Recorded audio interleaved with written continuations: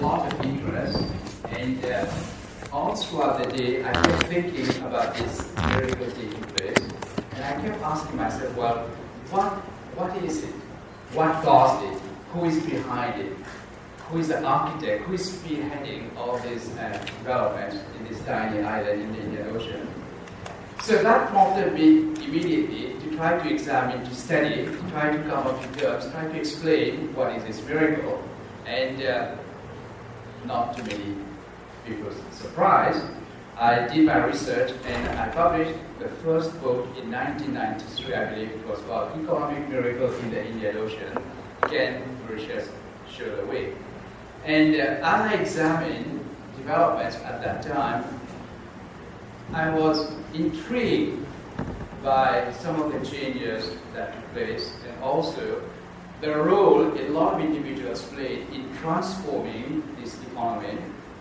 Because the island went through a bad period after independence, and so reconstruction was very slow. However, in the 1990s, we realized a lot of changes were taking place, and in my analysis, I looked at the concept of miracle in the Indian Ocean, and I think I was one of the first individuals to talk about this concept in Mauritius. So that was almost 20 years ago.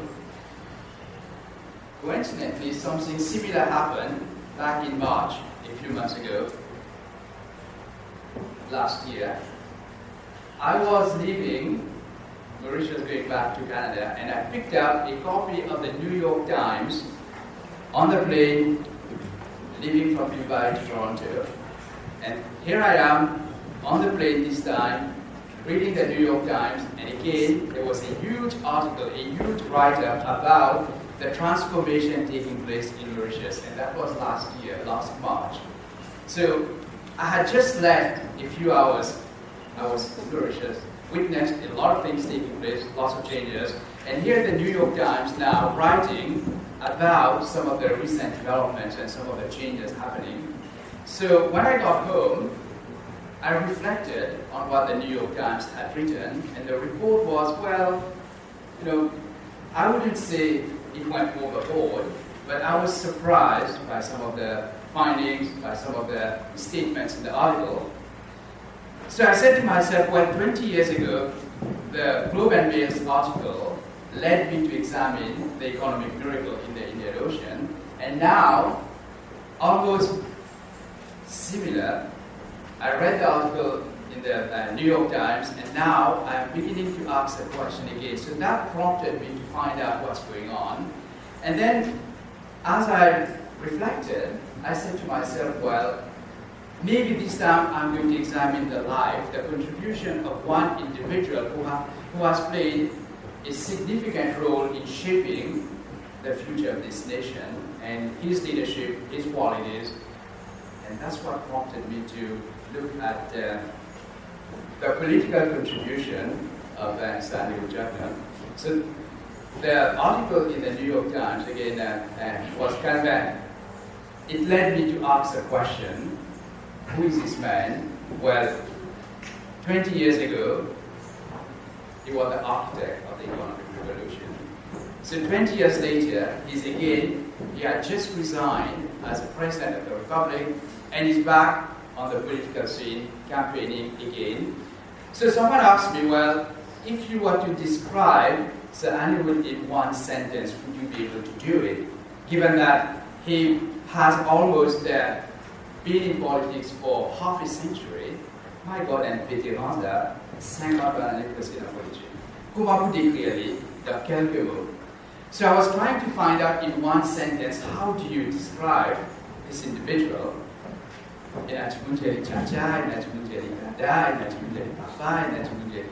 That shows. So I was trying to, in my limited vocabulary, try to find out what do I call this living legend. Well, I won't give you too much because you'll have to read the book, right? But I did find one word that kind of summarized what he is. I call him the savior of the nation. Now, I know critics will probably have a field day with me after the event is over, but if you really examine why savior, okay, I'm not calling him father of the nation or this or that, but I think Savior kind of it captures what I'm trying to explain in the book. Because he did say, I am back,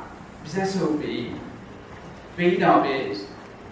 So I've been reading a lot of the press reports while he's on the campaign trail. Now, 20 years later, when I wrote The Economic Miracle, well, the country was kind of in a bad shape, and then he came back and caused this huge economic transformation. Well, a lot of reasons why it happened then. So back 20 years later, he said, SOP. He gave up the presidency and he's on the campaign trail. So if he's back to save the nation, how would one describe him? So I looked at some of his qualities and then put everything together, and then I came up with this one word. But if history wants to remind Stanley Woodjebner, well, I think it's appropriate to call him the savior of modern Mauritius. So that's one thing.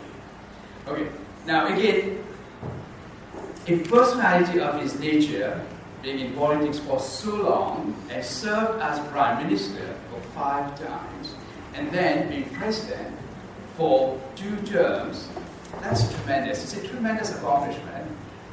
Now, I'm sure many people know him. He's back on the campaign trail, he's making the headlines, and newspapers love having him around. But how well do people know him? And for that, I am going to ask you a question, and if you do answer this question, I am going to give you a prize at the end of the presentation. Okay? So here's the question, and this will in a way tell us how well people know him, because I really want to portray him as a person belonging to the people. So, okay. Qui ça a négocié avec le compte à manger? Qui se plaint? Vous trouvez? Bien tenu vers 83, bien crainte, commencer, big smile. So what keeps you healthy? Lady Savagely is taking good care of him, right? So let's find out. Big manger keeps us in good shape. Okay? So what's his favorite dish? You give me the right answer, you get a surprise. Okay. Let's move on. So here is a person who has been in politics, who is back on the campaign trail, and he wants to save the nation. Now, I'm sure you've seen the book displayed. Here's a picture. Now, if you look at this picture, you find the picture of Stanley Wood, the picture of a statesman, serious, composed, in a way serene, reflective, and he also means business. He wants to get down to business. Okay. So this is the picture tells you a lot about the individual. Okay. So I can see him and I can tell you he's not even smiling. So he's very serious. Here's your statesman. And then at the back, you've got Stanley Wood with the most beautiful smile. So also a person belonging to the people. He's so connected with his working class guy. And I wanted this picture because that's how we want to remember him. He has been prime minister, he has been president, that's fine. But he's also a person belonging to the people. And if you look at the back picture, some of you may not be able to see, but as you're leaving, I would highly recommend you grab a copy of the book. Look at the picture at the back, and my God, this smile will kill you. And it's a tremendous smile. Okay. So here is a personality. Look at that. Look at the transformation. Same age, same person. He statesman, very serious, very stern, very businesslike, getting down to business, listen to this Sapela, listen to so Sapela, etc., etc. But at the same time, he's got another facade. He's also very genuine. You can see he's very warm. He can get connected very easily, and he's got this most wonderful smile. And I took this picture. So here is a personality, and I am a writer. This is my 14th book, so I have gone through a lot of writing, a lot of analysis in my career, both in teaching and also as a full-time writer.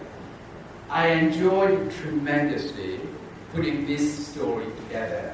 It's very political, no doubt, and there are statements which will come out to be somewhat strong, and people will wonder what's my political color. I'm wearing a purple shirt, but it has no significance. So there are a lot of things took place in his life, and a common individual, parents, heritage, going back to India, coming as indentured laborers, growing up in a village, hardship like many indentured families faced before. But his father believed in something very important. His father believed in education and the ideals of education, and pushed him to make sure that he gets an education. And I think here is a living example of a person who actually used education as a form of social mobility. If it hadn't been for the investment his parents made in educating him, sending him to England, coming back as a lawyer, then setting up a successful law practice, and then eventually finding his niche in party politics. But if it hadn't been for education, I think things would have been very different. So education is very important, and it did play a key role in his social transformation. And coming back from that very humble background, so here's an individual who rose to the highest political office in the land from a very humble background through hard work. A lot of ideals and skills he picked up from his father, who was a role model. And then he worked with individuals all throughout his political career to try to build the kind of Mauritius he believed in. So, going through the book, I think will tell you all sorts of stories from his humble beginning to how he rose, becoming Prime Minister several times, and then eventually going to the presidency, and then back on the campaign trail. I'm not going to ask him why he's back. When you read the book, you'll find some reasons why he's back and what kind of Mauritius he wants in the future. So I'll leave that for the rest of you to digest. Now, very important, there's a saying which says, behind every man there's a great woman, but I don't believe that. I would say beside every great man there's a great woman, and besides Annie, of course, there's Lady Sarojini. And she played a significant role in shaping his political career. So while we're talking about the smile of Sanewood and his very businessman-like approach, one should not forget the role Lady Sarojini played and the role of the family, how she kept the family together. So she also played a key role in shaping the husband's political career, and she was very gracious when I met her at her home, and she shared some stories and actually shared a lot of family pictures, so I thank you. And so she played a very key role, so I would like the audience to remember that while we are talking about Sir Anil Chakmat here this morning, please do not forget, next to him, there's this tremendous lady, who played a major role in transforming his political career and shaping his career as a whole. Now, I'm not going to talk too much, because if I continue talking, you probably will stay here and will ask for lunch, and I don't think we'll have lunch here, so I'm going to stop very shortly. However, before I stop, I'd just like to thank you. A lot of people who helped me in putting the story together. If it hadn't been for their support, perhaps I don't think I'd be able to put it together at such a short notice. It took me about eight months of full-time research to put everything together. But a lot of people here in Mauritius helped me, and some of them are present here. They gave me personal interviews. His Excellency Kasabudi was very, with his time, very gracious and shared a lot of stories. His Excellency Paul Hoffman also shared personal stories about their association with Sanewood. And I did conduct a lot of interviews with a lot of people try to understand the mind and the character of this individual. So without their help, their support, maybe it's going to be very difficult. And I also would like to thank Mr. Shafir's for facilitating the publishing of this book. And then a lot of other people, I won't be able to mention all their names because the list is about this long, and I don't think we have so much time. So I'd like to thank you all very much, and thank you for coming this morning, and I think the presentation will continue. Thank you.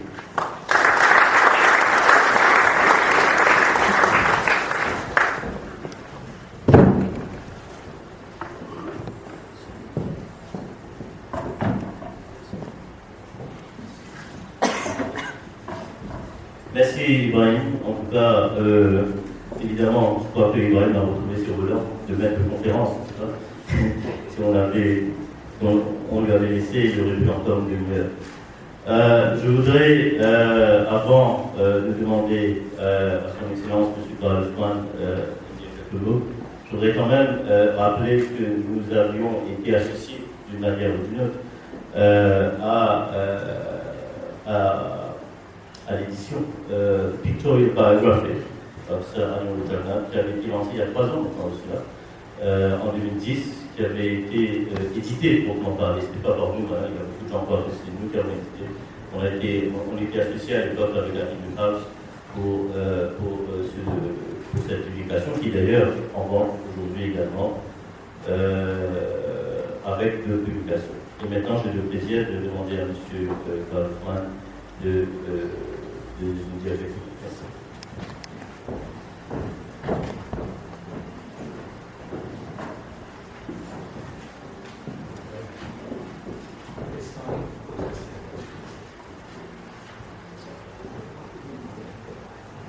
Merci beaucoup.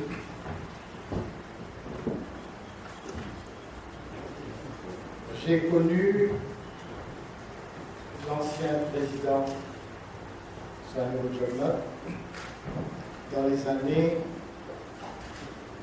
un petit peu avant les élections de 80. Je n'étais pas MMM, je suis un produit du PSM, et c'est là, en tant que candidat du PSM, qu'on a fait la campagne ensemble.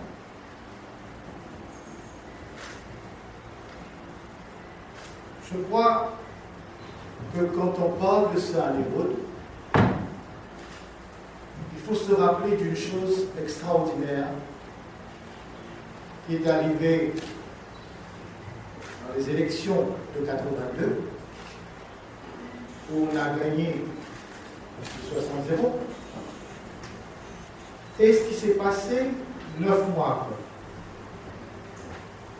Je vous demanderai de réfléchir si jamais il n'y avait pas eu la cassure de 83.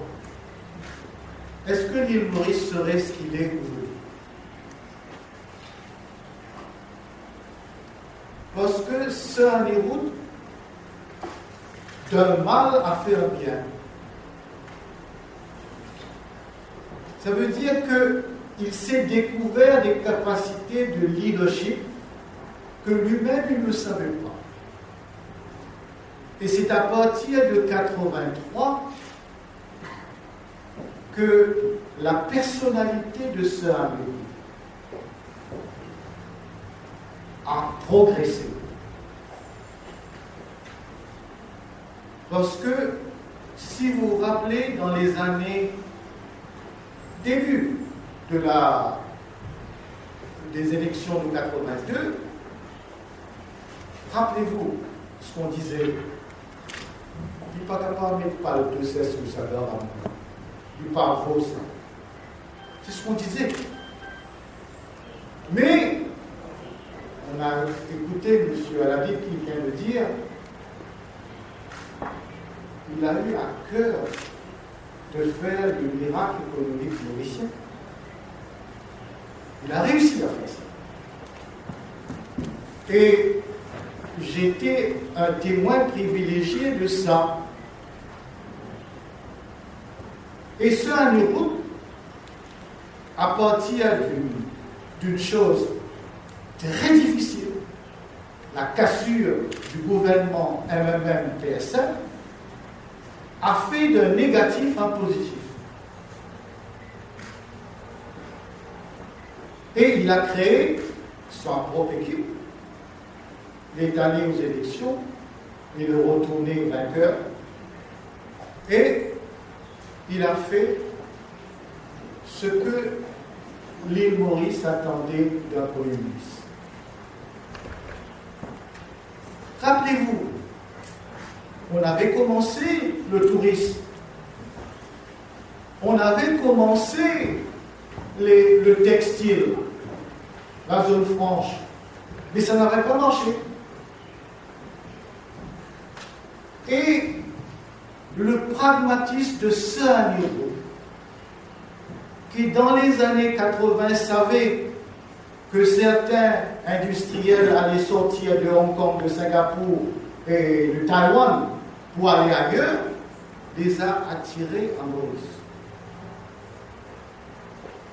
Il ne faut pas oublier que nous avons vendu un hôtel, le fleuron de l'hôtellerie mauricienne, à des Sud-Africains, le Saint-Gérant. Et il a fait, à nouveau, le Premier ministre a fait le miracle mauricien.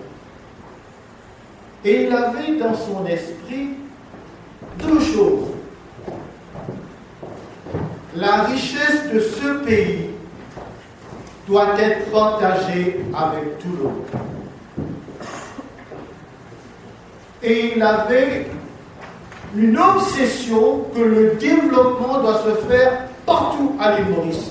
Que l'on soit dans la ville, qu'on soit à la campagne. Il ne faut pas oublier que dans ces moments-là, à la campagne, on avait encore des toilettes dehors. Et dans sa vision de la richesse du pays qui doit être partagée avec tout le monde, Saint-Niro a fait le miracle mauricien. Et pendant ce temps, il a été affronté de beaucoup de problèmes. Il ne faut pas l'oublier. La cassure du gouvernement MMM-PSM l'a affecté. Amsterdam Boys l'a affecté. Les agressions de Grand Bassin et de Plaisance l'a affecté.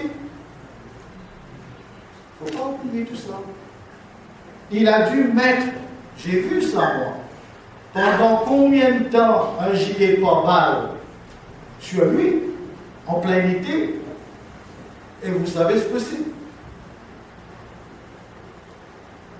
Et Anirudh a toujours eu ce sentiment de faire les choses pour le pays.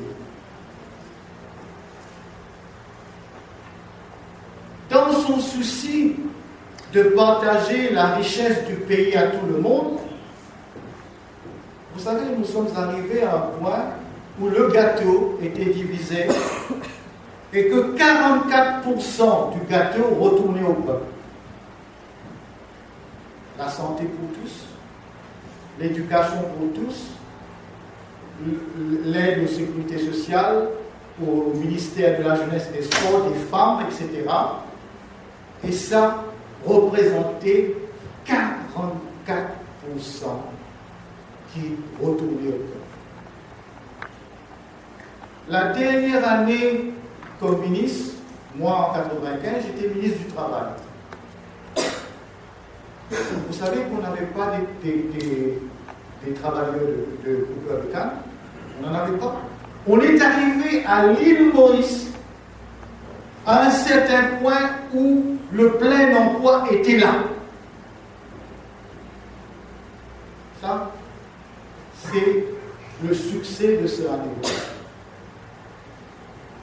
Il a eu tellement de désir de partager la richesse du pays, non seulement un travail, il fallait un toit pour tous. Non seulement un travail et un toit pour tous, il fallait des loisirs pour tous. Rappelez-vous dans ces années, on tirait la taxe sur la télévision, les vidéos en couleur, partout.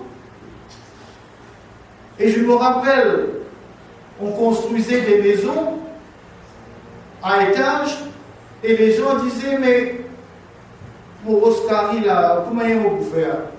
On tirait la taxe sur grinder, sur machine à laver, on tirait tout. Et on a même fait, ici à Maurice, entouré d'eau, de la mer partout, des piscines olympiques. Et les gens nous disaient, mais quand j'ai fini de travailler dans les usines, je suis fatigué, j'ai la télévision, mais j'aime pas, je voudrais faire du sport, mais vos terrains de foot, vos terrains de volleyball, mais je ne peux pas, il fait noir. Vous savez qu'on a fait? Avec sa vision, on a illuminé ces terrains. On a fait. Mais ça n'a pas empêché qu'il soit retiré du pouvoir en 1995. Et ça n'a pas empêché de lui de toujours garder dans son cœur ce sentiment d'aimer son peuple.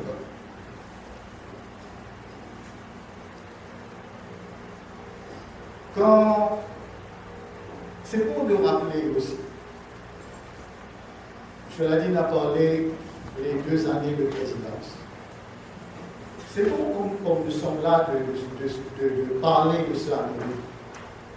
N'oubliez pas l'humiliation qu'il a reçue en 2005. Il ne faut pas oublier ça. Et il l'a pardonné, lui. Parce qu'après, il a accepté d'être renommé une 2e fois. Mais quand on voit tout ça, on comprend l'homme. Et on comprend pourquoi il ne peut pas rester inactif. Il y a beaucoup de choses qui ont été dites. Le retour de ça, les routes quand il démissionne de la présidence. Mais nous sauf ce garçon, ça même qui est blanc. Non, c'est pas ça du tout. Je le connais bien.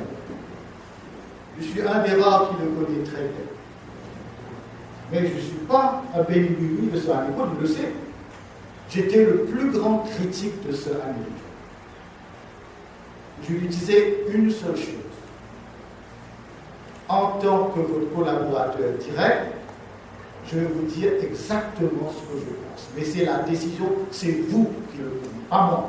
Alors si vous faites votre bêtise, ça c'est votre faute, c'est pas moi. Et on s'est entendu comme ça. Il aime tellement son. À 82 ans, 83, c'est imbécile. Vous croyez qu'on n'est pas content de rester tranquille? Et je pense que Saint-Néron a beaucoup de choses à faire. Je me rappelle de 3 choses, personnellement, que j'étais avec lui. Mon premier poste de ministre était en 83. Vous vous rappelez, en 83, pourquoi on a eu la cassure? Et j'étais le ministre du Plan et de l'économie. J'étais envoyé à Washington avec mon collègue, le ministre Chimina-Rayou, pour discuter de cette affaire. Est-ce qu'on va accepter le Structural Adjustment Programme avec les conditions de l'IMF et de World Bank ou non? Sir Nero nous avait envoyés tous les deux pour aller dire à IMF et World Bank, on veut bien de votre argent, on veut bien de votre support, mais on ne peut pas accepter ces conditions. Et c'est ça qu'on a dit. Et je peux vous dire aujourd'hui, quand on était à Washington, on n'a pas eu la réponse. C'est quand on est repassé par Londres, c'est là qu'on a eu la réponse, qu'ils étaient d'accord.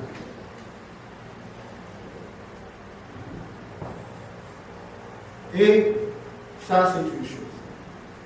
La deuxième chose, une fois je l'ai attrapé, parce qu'il faisait sa campagne dans sa circonscription, et il disait à tout le monde dans une réunion politique, mais si on n'est pas capable de résoudre le chômage, on ne peut pas résoudre une dimension. On dit, qui va le causer? On la bouche. Il dit, moi, quand on va dire toi, si vraiment on pas réussi à régler ça, on ne peut pas pouvoir. Et c'est vrai. Et il a réussi. Il a réussi à régler le problème du chômage parce qu'à un certain moment, il y avait le plan et l'emploi dans ce pays.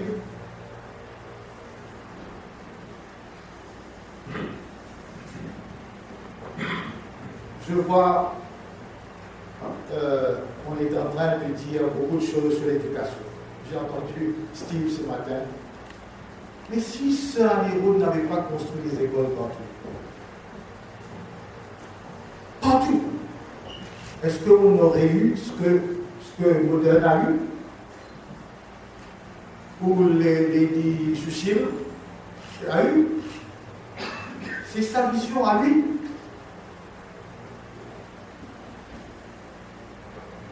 Le centre de vacances de Pointe-de-Sable.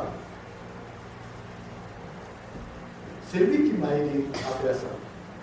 Le premier centre de vacances des personnes âgées. Avec sa collaboration, on a fait ce centre. La semaine de 40 heures. Pendant la période qui n'est pas la coupe. C'est lui qui l'a fait. J'ai une petite anecdote là-dessus. Parce que, à ce moment-là, j'ai travaillé avec lui personnellement en tant que ministre du Travail. Parce qu'on a fait les deux ensemble, le travail. Et on a donné la semaine de 40 heures à tout le monde. C'est ça, ça me laisse. Mais quand il voit ce qui se passe dans notre pays aujourd'hui, mais il a le cœur sensible. Et c'est pour ça qu'il dit qu'on peut faire des choses. Il ne peut pas. Ce Hollywood est comme un papa. Quand il voit les choses qui ne vont pas, il veut bien donner un coup de main. Et c'est pour ça que je pense que ce Hollywood, il a terriblement à cœur l'intérêt de l'île Maurice. Et croyez-moi, nous sommes dans une croisée de chemin où on peut faire beaucoup de choses. L'île Maurice a une grande vocation, a des grandes possibilités. Seulement c'est dommage qu'on laisse passer les occasions. Et lui, il n'arrive pas à accepter que ce soit comme ça. Alors il veut encore, avant que Dieu l'appelle, il veut donner un coup de main encore. Alors là-dessus, je peux lui dire beaucoup de courage. Je pense qu'il a les capacités pour le faire. Et en tant qu'un de ses collaborateurs les plus directs, je pense que c'est un homme que nous ne pouvons pas oublier. Et c'est quelqu'un qui a fait beaucoup pour l'île Maurice et qui peut faire encore beaucoup de choses. Merci beaucoup.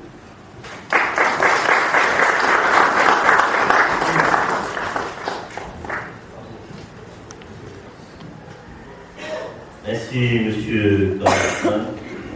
Je voudrais remercier quelqu'un que j'ai oublié au départ, mais qui est très important, une personne qui a beaucoup contribué, ne serait-ce qu'à la couverture de ce livre. Il est parmi nous quelque part, M. Sachin Segar. Et je voudrais qu'on l'applaudisse. Parce que l'image choisie, nous l'avons fait ensemble. Sachin a pu capter quelques clichés, quelques images de ça, quand il était encore à la State House déjà, que le picture va l'a fait.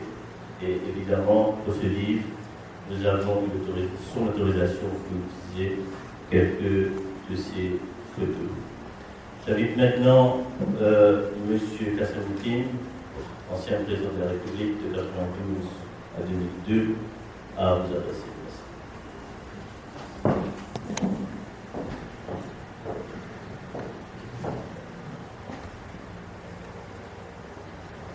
I have a prepared speech, and I'll stick to it because it's been extensively the life of Sir Nehru Jagannath, at least his contribution to the economic development of this country has been dealt with by two preceding orators. And I can certainly not add anything to it. So that by sticking to my original speech, you will have to bear with me, since there will be, of course, some repetition. Distinguished guests, my former colleague presidents, I wouldn't dare address Samuel Jagannath as my former colleague. President Nehru Jagannath, Lady Jagannath, leader of the opposition. That's the first time that I had the opportunity of welcoming the leader of the opposition, the new leader of the opposition, and members of the National Assembly, former Vice President of the Republic, distinguished guests, friends.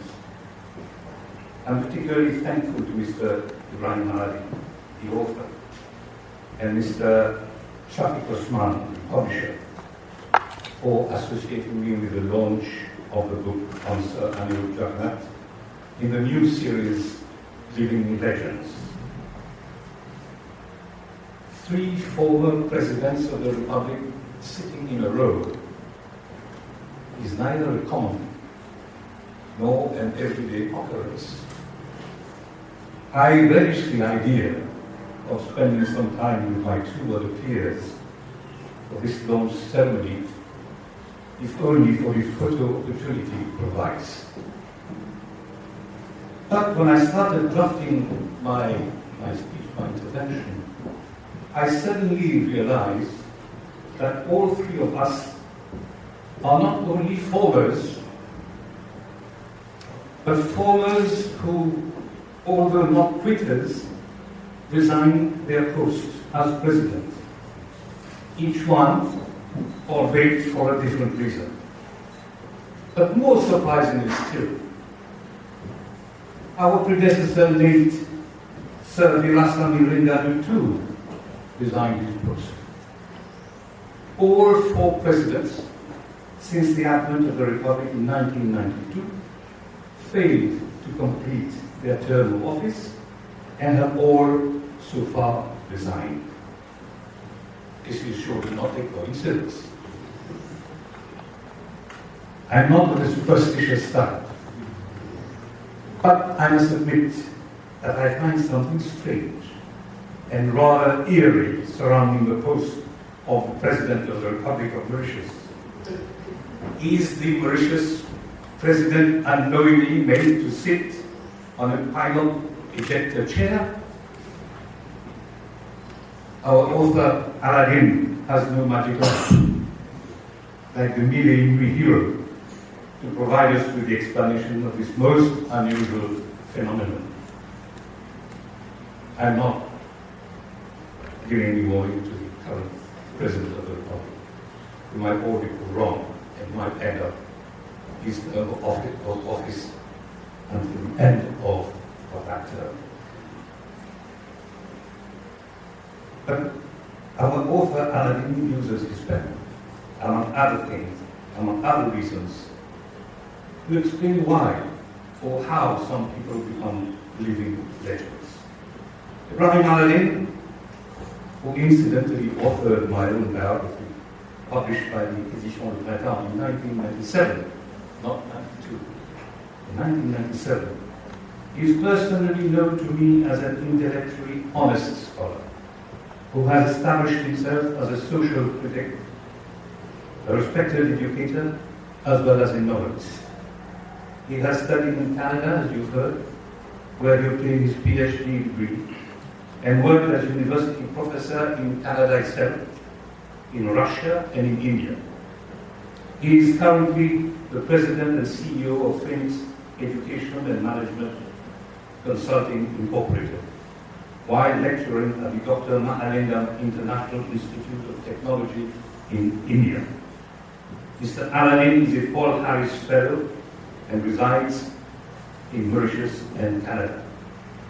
To me, he has the perfect credentials to write about Sir Anirudh, since besides being an academic and a writer of proven record, he has never stopped keeping abreast of the social, economic, and political development of Mauritius, even when he was studying and afterwards teaching in Canada and elsewhere. In his preface to the book that is about to be launched, Mr. Aladdin underscores the fact that the book is not a biography.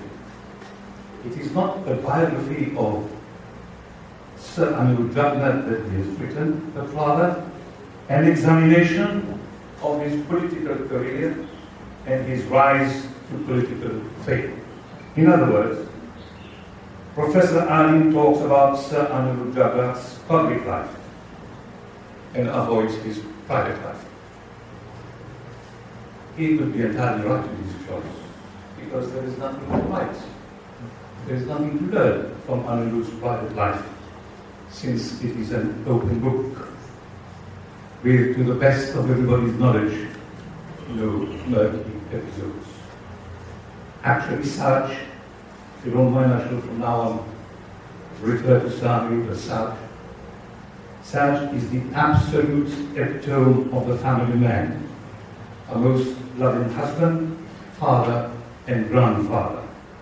Few political leaders in this country provide such a model to be emulated by the rising generations, as Saj does, at a time when it is common knowledge that basic family values are being rapidly and steadily eroded. Throughout the pages of the book, the author tries to be as objective an observer as possible to the political trajectory of the one whom he describes as the savior of the nation, and who fits squarely in his definition of a living legend. The Osman Publishing Company, with Shafiq and Adma Sibra Osman at the head, is always on the lookout for special and original products. I wish their Living Legend series all the success it deserves. But I must confess that I find very few local living legends around. Although I'm aware of Shafiq's resourcefulness, I think you will have to look elsewhere and very carefully for candidates who meet the criteria to be considered and defined as living legends. I do not pretend to know Saj, the man and the politician following. But by any standard, the man behind the politician commands admiration and respect. I have known him both as a political friend and a political foe in the sense of opponent, not enemy. I haven't seen eye to eye with him on quite a number of occasions, on quite a number of issues. I have even at a certain point in time vehemently criticized him on some of his decisions. Yet I recognize in him great qualities of leadership. He is a man of decision, with a strong character and determination, and a high sense of duty.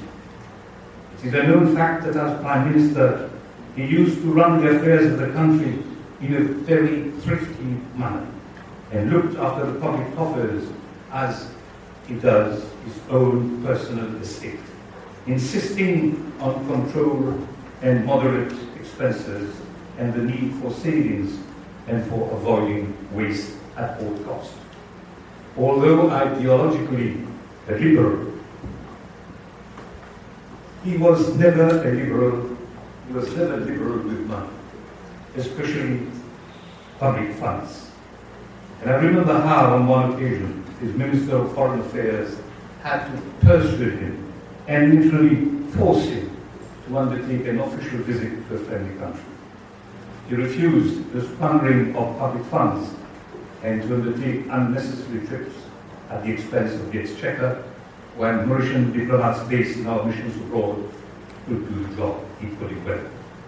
He considered himself the people's trustees of the Treasury, and he was, of course, absolutely right. President Hoffman and myself, we had the privilege of being such ministers during the period he was Prime Minister of Mauritius between 1982 and 1995. I only for two relatively short span of 9 months and 18 months. I spent most of my time in the opposition. President Hoffman will, I'm sure, agree with me when I say that he was the Prime Minister that didn't show any mistrust to or lack of confidence in his ministers, but rather encouraged them to be creative and to come up with new ideas to help the country forward again. He was all the time available, and whenever his ministers needed urgent advice or go-aheads from him, he would invariably make time for them. He respected his ministers as much as his ministers respected him. He didn't bully them and never ever used any foul language while addressing them, either in private or in public. It is during his tenure of office as Prime Minister that, as you have heard earlier, the country progressed by leaps and bounds, and within a few short years, the country came out of its underdevelopment state to rank among middle-income countries.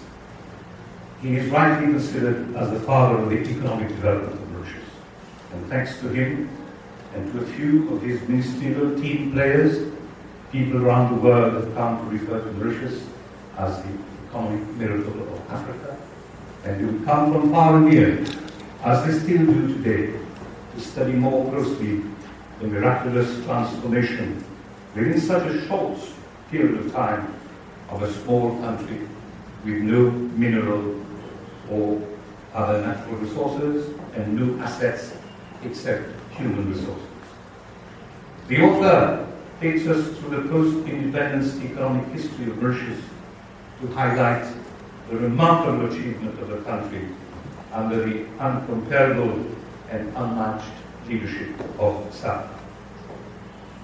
Saj has also left his indelible mark on the political history of the country. His involvement in politics covers a span of exactly half a century this year. He was the chairman of the Palma Village Council when in 1963 he was approached by the IFB, its candidate in the constituency of Rivière-du-Rempart for the general elections scheduled for the 21st of October of that year.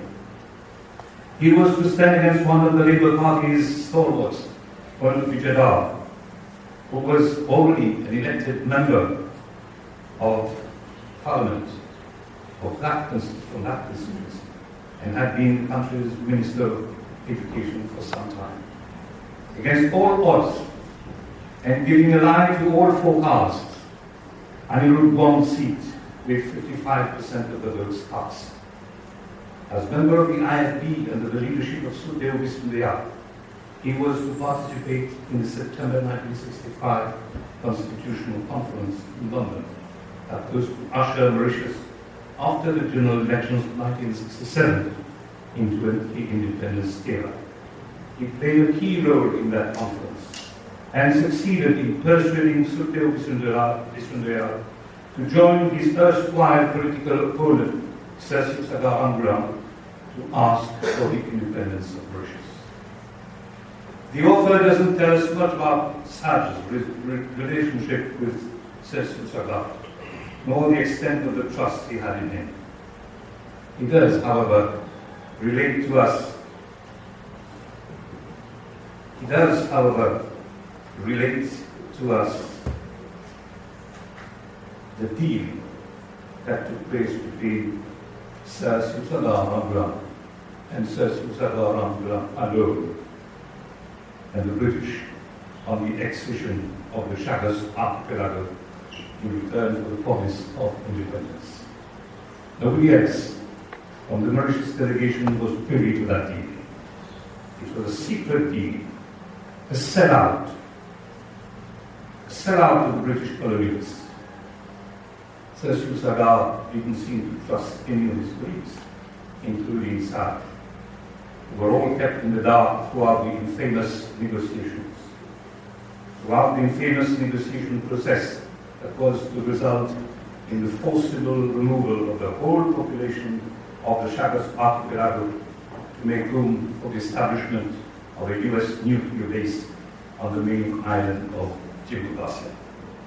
However, Sir Susala was soon after to bring Sarge as one of his cabinet ministers, to serve first as Minister of State for Development and then as Minister of Labour. It was a short-lived experience and relationship. As a result of serious differences and diverging views, according to author Aladdin, between Sarge and Prime Minister Sir Susala Ramgoolam on government policies and actions to be initiated in order to solve the chronic unemployment problem that prevailed, Sarge resigned and left politics. That was only temporary. Forbidden by the political bug, he was a couple of years later come back with a vengeance alongside Paul Bianchi.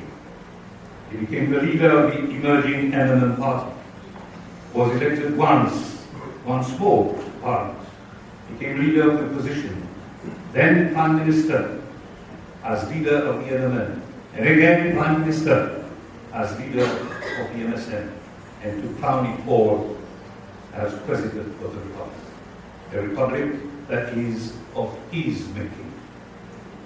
Aladdin goes into the details of the rich and unique career that makes of Sarge indeed a living legend.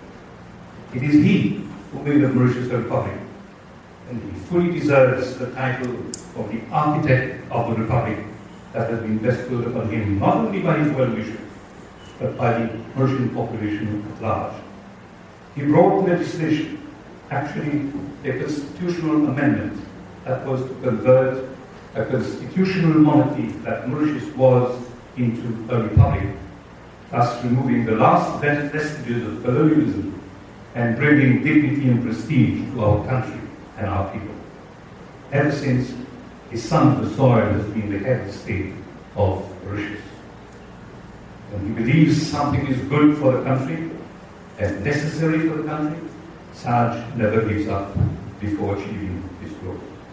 The accession of Mauritius to the status of republic is a case in point. It was after he was twice thwarted in his aim. In December 1983, incidentally by the MMM, who chose to abstain on his motion. And in August 1990, due to a cabal, a secret political plot inspired by a couple of London resident politicians in the making, that finally, in December 1991, the National Assembly had the required majority to amend the Constitution, in spite of the Labour Party voting against it, to make of Mauritius a republic within the Commonwealth. Recently, some apprehension and innocent fear as a result of awkward and irresponsible public statements have been expressed regarding the possibility of Mauritius choosing an alternative appeal court in lieu of the Privy Council. I felt it appropriate to quote what Sarge said in his speech on the bill that was to make of Mauritius a republic. And I quote, "I am pleased to inform the House," he said, "that it is proposed to retain the right of appeal to the Privy Council. There appears to be a general feeling, not only in the legal profession, but in every section of the population, that if Mauritius becomes a republic, the Judicial Committee of the Privy Council should remain our highest court. This will require an act of the British Parliament empowering the Queen to make an order in Council authorising the Judicial Committee to entertain appeals from the Republic of Mauritius. As soon as the bill is passed, I propose to write officially to the authorities concerned. Unquote. This undertaking was respected and is effective until today. I don't personally believe we should in any way tamper with it, at least not at this stage. Former leader of a political party, former minister, former prime minister, former president of the Republic, Sarge remains even today, at the honourable age that he has reached, a political animal. And his opponents need to take care and beware. The political animal is back in the arena. Aladdin's book on Sarge is an interesting and very readable book. I strongly recommend it to all those who are interested in local politics and in the economic development of our country, and who are interested to know what living better means. I thank you for your attention.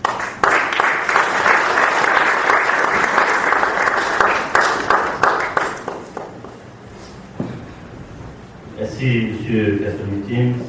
Merci de nous avoir rappelé que c'est pas facile de trouver des gens vivants. Je pense savoir que M. Aladdin travaille déjà sur une deuxième légende vivante, va commencer bientôt. Et je voulais aussi saluer la présence du leader de l'opposition, M. Alain Mialou, parmi nous. Évidemment, on a un conseil spécial pour M. Béranger, qui n'est pas là, qui aujourd'hui est là, ici parmi nous. Et je voudrais aussi vous rappeler qu'à la fin de la cérémonie, c'est pas encore la fin, mais qu'à la fin de la cérémonie, le livre sera évidemment en vente, un prix promotionnel aujourd'hui de lancement de 500. Et maintenant, on va procéder à la présentation du livre. Je m'appelle M. Former President of the Republic, former Vice President, honorable leader of the opposition, honorable members of the National Assembly, distinguished guests, ladies and gentlemen, members of the press, my dear friends. Let me thank all of you for your presence here this morning. I'm really honored to be among my friends and colleagues for the launching of this book.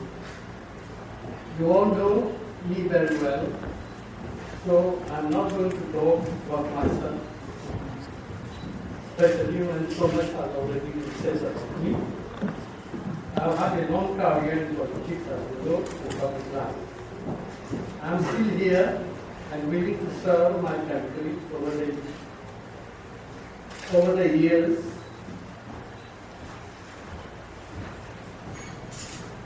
I had the privilege and opportunity to work with political giants such as Sir Sitaram, Sir Abdul Razak Mohammed, Sir Gaita Bilal, and Isundaya. We had our differences, of course, but we worked together for the future development of the country. Today, I am going to share some of my personal experiences, and I consider myself very fortunate. My father worked very hard to make sure that we have a good education. He believed that education is a key requirement for success in life. Without an education, I would not be here today. So the first point I would like to make is to talk about the importance of education. I make a plea to all parents so that they invest in the education of their children. To the youth, my message is a very simple thing. Make the most of opportunities you get. Don't give up your dreams. Take the time to reflect and plan your career. This reminds me of a gold medal athlete. Some are born with talents and they are gifted. Others are talented, but they have to nurture their talent. Yet others have to work very hard to make it. Not all gold medalists are gifted and born with talents and skills. There are opportunities for everyone to succeed, but one must be willing to work hard. Hard work is virtue, and we should not be afraid of working hard. My ancestors were laborers, and they came from India. They worked hard and contributed to build this country. We have to do the same for the generations to come. We have to secure a good future for our children. We have to create opportunities for our youth so that we can make a positive contribution to our society. In this book, you will read about my life in politics, and I know I served the country. The author brings my life together and writes about my experiences. Some of the highlights are the making of modern Mauritius, the rise of politics, economic growth, development, the rise of democracy in Mauritius, Mauritius turning into a republic. I'm happy to tell you that I had a big part to play in all this. The author wrote about the economic miracle about 20 years ago. Many people worked hard to make the Mauritian economy into a modern one. Today, we still have a lot of work to do, and I'm back to bring my contribution once more in order to make from Mauritius a better place for our children.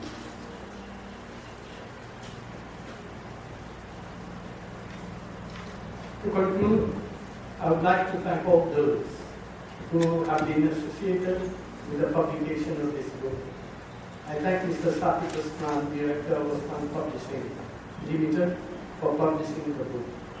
I equally thank all the guests present here and some of my special friends attending this function. I also thank the author, Dr. Ibrahim Aladi, for writing this book about my life. I am very much honored, and I thank you all once again.